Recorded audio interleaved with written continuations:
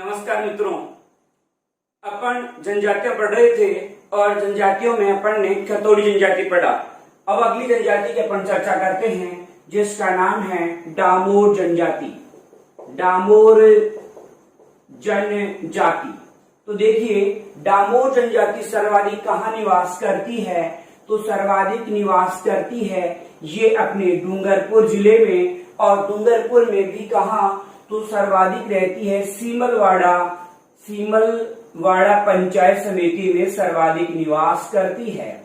याद रखना बहुत आसान है। देखो कैसे, डैश से है डामोर जनजाति और डैश से यहाँ डूंगरपुर है। तो डैश से ध्यान में रखना, डामोर जनजाति डैश से डूंगरपुर में सर्वाधिक निवास करती है। और यहाँ भी कहा? सीमलवाड़ा पंचायत समिति में। यहाँ देखिए शब्द को आपको क्या दिख रहा है? सीमल दिख रहा है। पसुंगे लगाते हैं तो सीमल, और ये क्या है? वाड़ा। तो क्या हो गया? सीमलवाड़ा पंचायत समिति में सर्वाधिक निवास करती है। राजस्थान की पांचवी बड़ी जनजाति है। राजस्थान की पांचवी सबसे बड़ी जनजाति है। राजस्थान की पांचवी सबसे बड़ी जनजाति जो है वो कौन सी है?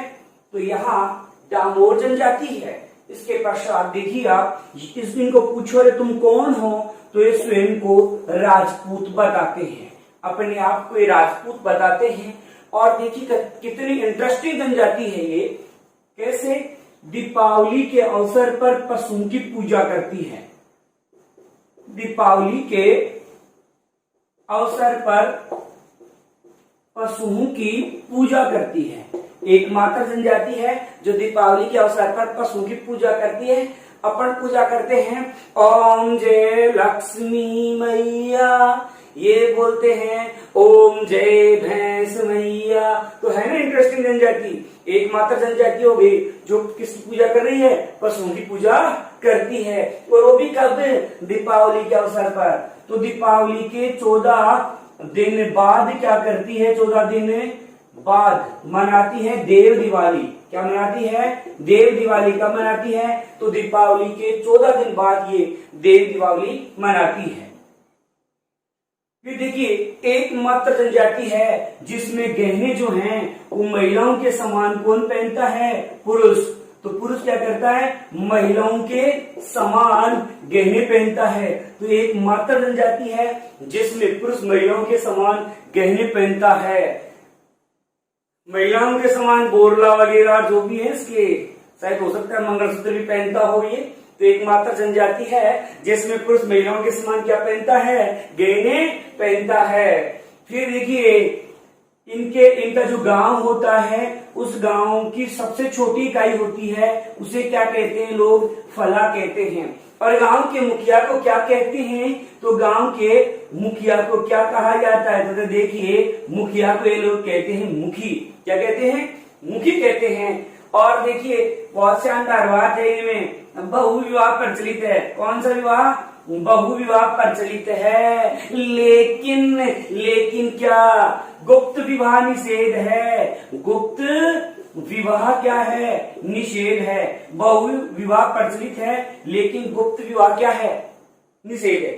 बहु विवाह का मतलब ये नहीं है कि ये लोग बेटे की बहू का ब्याह करते। बहू का मतलब है कि पुरुष एक से अधिक विवाह कर सकता है, लेकिन गुप्त विवाह निषेध है। चुपचाप विवाह नहीं करेगा, इसमें जीवाना तो पड़ेगा।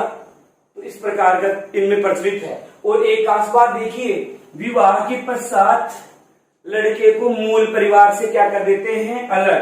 तो विवाह के पश्चात मूल परिवार से क्या कर देते हैं? अलग कर देते हैं। जैसे शादी हुई अलग। और इसमें भी एक खास बात होती है, इनमें माता पिता क्या करते हैं? सामान्यतः छोटे पुत्र के साथ रहना पसंद करते हैं। सामान्यतः छोटे पुत्र के साथ रहते हैं। फिर देखिए, इस जनजाति का प्रमुख व्यवसाय क्या है? तो इस जनजाति का प्रमुख व्यवसाय है कृषि है और पशुपालन है। तो कृषि और पशुपालन है जो सर्वाधिक इस जनजाति में प्रचलित है। सर्वाधिक का मतलब है इनका व्यवसाय जो है ये कृषि करते हैं और पशुपालन करते हैं। इसके बाद देखिए ये जो आपकी डामोर जनजाति है, इसमें एक व्यक्ति है जिसका नाम है टीसी डामोर। ये एकमात्र ऐसा व्यक्ति है जो डीआईजी रैंक का अधिकारी है। क्या है? डीआईजी रैंक का अधिकारी है। एकमात्र ऐसा व्यक्ति जो डीआईजी रैंक का अधिकारी है वो है टीसी डामोर। कहने का मतलब इस जनजाति में लोग ज्यादा पढ़े लिखे नहीं हैं। कौन है? केवल टीसी डामोर है, एकमात्र व्यक्ति हैं जो डीआईजी रैंक के अधिकारी हैं। फिर है ये होली के अवसर पर एक त्योहार मनाते हैं, और वो त्योहार कौन सा है? चाड़िया त्योहार मनाते हैं। इनके दो प्रसिद्ध मेले भी हैं, एक है छेला बाउसी का मेला और दूसरा है ग्यारस की रेवाड़ी। तो यहाँ छेला बाउसी मेला गुजरात में बढ़ता है। छेला बाउसी का मेला कहाँ बढ़ता है? गुजरात में। जबकि ग्यारस की रेवाड़ी का मेला कहाँ बढ़ता है? तो ये डूंगरपुर में बढ़ता है। आप ऐसे याद रख सकते हो कि जनजाति में पुरुष गहने पहनता, महिलाओं के समान। तो ऐसे पुरुष को क्या कहोगे आप? अरे छेला ही तो कहोगे। तो मेला कौन सा हो गया? छेला बाउसी का। और ऐसे सोच लो कि गहने महिलाओं के समान कौन पहन रहा है? ग्यारसी लाल जी। तो इसलिए क्या है? ग्यारस की रेवाड़ी का मेला। तो ग्यारस की रेवाड़ी का कहाँ बढ़ता है? डूंगरपुर में। जबकि छेला बाउसी का मेला कहाँ बढ़ता है? गुजरात में बढ़ता है। तो यहाँ अपन डामोर जनजाति पढ़ रहे हैं, और डामोर जनजाति जो है सबसे ज्यादा कहाँ निवास करती है? तो डूंगरपुर में। और डूंगरपुर में भी कहाँ? सीमलवाड़ा पंचायत समिति में। ये राजस्थान की 5वीं सबसे बड़ी जनजाति है। स्वयं को क्या बताती है? राजपूत बताती है। और देखो ये लोग क्या करते हैं? फूल माता की पूजा करते हैं। किसकी पूजा करते हैं? फूल माता की। और वो भी कैसे? मिट्टी का घोड़ा बना करके फूल माता की पूजा करते हैं। किसका घोड़ा बनाते हैं? मिट्टी का। किसकी पूजा करते हैं? तो फूल माता की। दीपावली के अवसर पर क्या कर रहे हैं? पशुओं की पूजा कर रहे हैं। और दीपावली के 14 दिन बाद क्या मनाते हैं लोग? देव दिवाली मनाते हैं। और गहनों का जो प्रचलन है वो पुरुष में भी है, मतलब महिलाओं के समान पुरुष भी गहने पहनता है। गांव की सबसे छोटी इकाई है, उसे लोग क्या कहते हैं? फला कहते हैं। मुखिया को कहते हैं मुखी कहते हैं। और इनमें बहुविवाह जो है वो प्रचलित है, लेकिन गुप्त विवाह निषेध है। विवाह के पश्चात मूल परिवार से अलग कर दिया जाता है, और माता पिता सामान्यतः छोटे पुत्र के साथ रहना पसंद करते हैं। यहाँ व्यवसाय जो देखा वो अपन ने देखा पशुपालन और कृषि देखा। टीसी डामोर एकमात्र व्यक्ति जनजाति का जो डीआईजी रैंक का अधिकारी है। होली के अवसर पर ये चाड़िया त्योहार मनाते हैं। छेला बाउसी का मेला गुजरात में बढ़ता है, ग्यारस की रेवाड़ी का डूंगरपुर में बढ़ता है, और फूल माता की पूजा ये घोड़े बना करके, मिट्टी के घोड़े बना करके करते हैं। अब अपन पढ़ते हैं अगली जनजाति। तो देखिए अगली जनजाति है कंजर है। कौन सी जनजाति पढ़ रहे हैं अपन? कंजर जनजाति। तो देखिए कंजर शब्द बना है कानन 4 या कनक 4 शब्द से। और ये किस भाषा का शब्द है? तो ये संस्कृत भाषा का शब्द है। किस भाषा का शब्द है ये?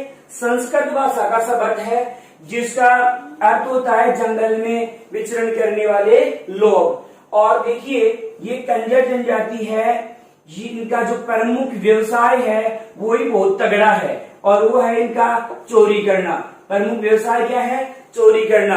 अब देख लो व्यवसाय इनका क्या है? चोरी करना। और विशेषता क्या है इनकी? तो विशेषता वही है जो चोरों की होनी चाहिए, आपसी एकता। क्या है? आपसी एकता। इनमें आपसी एकता पाई जाती है। और देखिए ये जनजाति सबसे तेज गति से, किसे है? तेज गति से चलने के लिए प्रसिद्ध है। मतलब ये चलती है तो बहुत तेज गति से, क्योंकि व्यवसाय आपने क्या देखा है? चोरी करना। और देखो चोरी करने से पहले मांगते हैं पाती। तो एक कहते हैं पाती मांगना। क्या कहते हैं? पाती मांगना।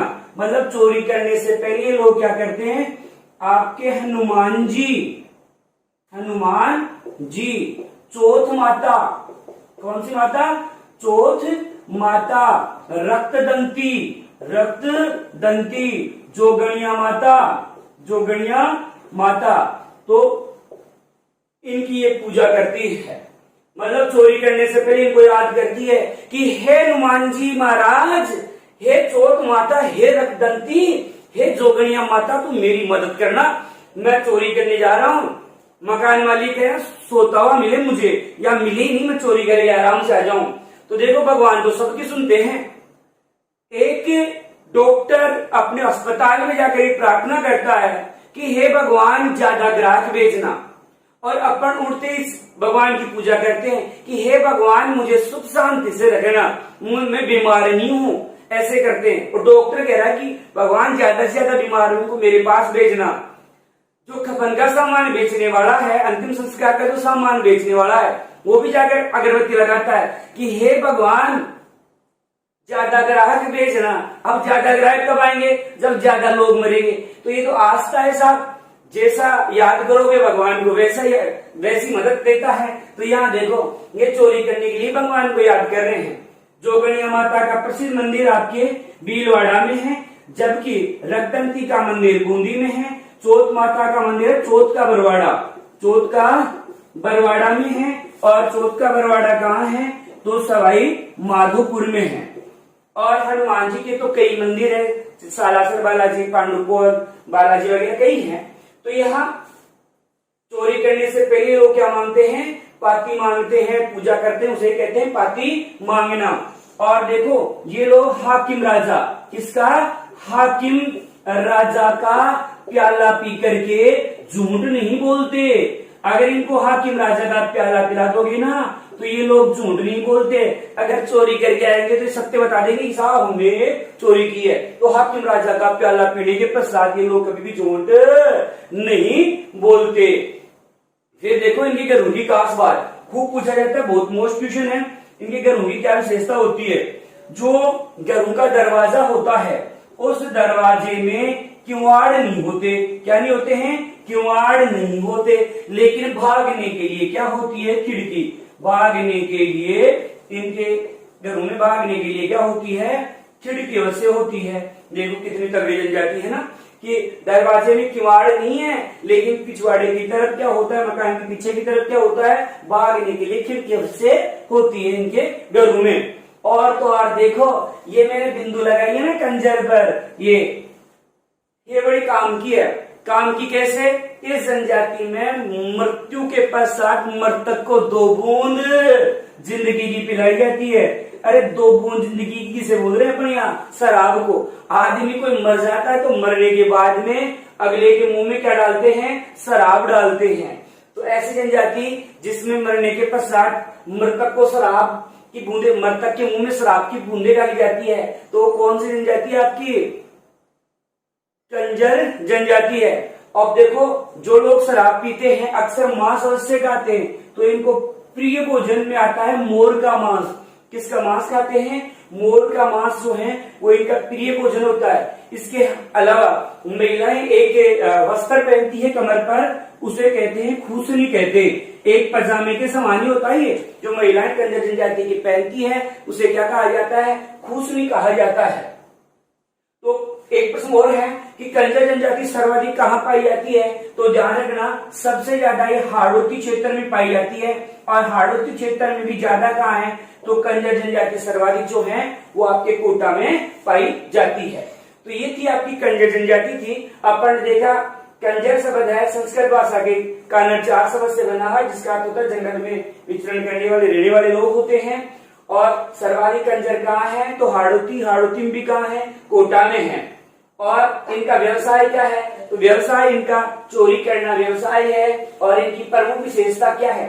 तो आपसी एकता, क्योंकि चोर चोर मोसेरे भाई होते हैं, तो इनकी विशेषता होती है आपसी एकता। और ये तेज गति से चलने के लिए क्या है? प्रसिद्ध है। व्यवसाय के हिसाब से चलना पड़ेगा। चोरी करते हैं तो धीरे धीरे थोड़ी चलेंगे। और मरने के पश्चात मृतक को क्या पिलाई जाती है? शराब। बाजी आदमी तगड़ा ही है, बोला जा। जैसे अपने होता है ना कि जैसे कोई मरने वाला होता है उसको अपन गंगा जल पिलाते हैं, तो इनके शराब गंगा जल का काम करता है। और ये किसका मांस खाते हैं? तो मोर का मांस खाते हैं। और फिर देखिए, चोरी करने से पहले भगवान को याद कर रहे हैं, पूजा कर रहे हैं, उसे क्या कहते हैं? पाती मांगना। किस किस की पूजा कर रहे हैं? हनुमान जी, चौथ माता, रगदंती और जोगणिया माता की लोग क्या करते हैं? पूजा करते हैं। हाकिम राजा का प्याला पी के झूठ नहीं बोलते, घर उनके दरवाजे में किवाड़ नहीं होते, लेकिन भागने के लिए क्या होती है? खिड़की होती है। और महिलाएं कमर पर एक वो पहनती है वस्त्र, उसे लोग क्या कहते हैं? खूसनी कहते हैं। वैसे इस जनजाति के दो प्रसिद्ध नृत्य भी हैं। एक जो नृत्य होता है इनमें वो होता है चक्री नृत्य होता है। वैसे चक्री नृत्य वगैरह अपन अलग से पढ़ेंगे जब नृत्य वगैरह, वहां एक डायलॉग पढ़ेंगे कि कंजर को देखकर दाखड़ भी चक्री हो गया। तो दो ही है, चक्री और दाखड़, एक धाकड़ नृत्य होता है। ठीक है, तो यह तरह से ध्यान में रखो कि एक तो चक्री नृत्य है और एक कौन सा है? दाखड़ नृत्य है। बाकी इनकी जो चर्चा करेंगे अलग से nrtya.com पढ़ेंगे ना, उसमें अपन चर्चा करेंगे। अगली जनजाति अपन पढ़ते हैं और वो जनजाति है सांसी जनजाति है। तो अपन पढ़ रहे हैं सांसी जनजाति। कौन सी जनजाति पढ़ रहे हैं? सांसी जनजाति। देखो सांसी जनजाति में क्या है? सांसी जनजाति की उत्पत्ति मानी जाती है सासमल से। किससे उत्पत्ति मानी गई है? सासमल से उत्पत्ति मानी गई है। और सांसी जनजाति सबसे ज्यादा कहाँ निवास करती है? तो ये भरतपुर जिले में सबसे ज्यादा कहाँ रहती है? ये भरतपुर जिले में। और देखिए इस जनजाति में जो सगाई होती है वो बड़े अनोखे ढंग से होती है। कैसे? जो नारियल का गोला होता है उसके आदान प्रदान से क्या की जाती है? सगाई। ये जनजाति एक खानाबदोश जनजाति है। कैसी जनजाति है ये?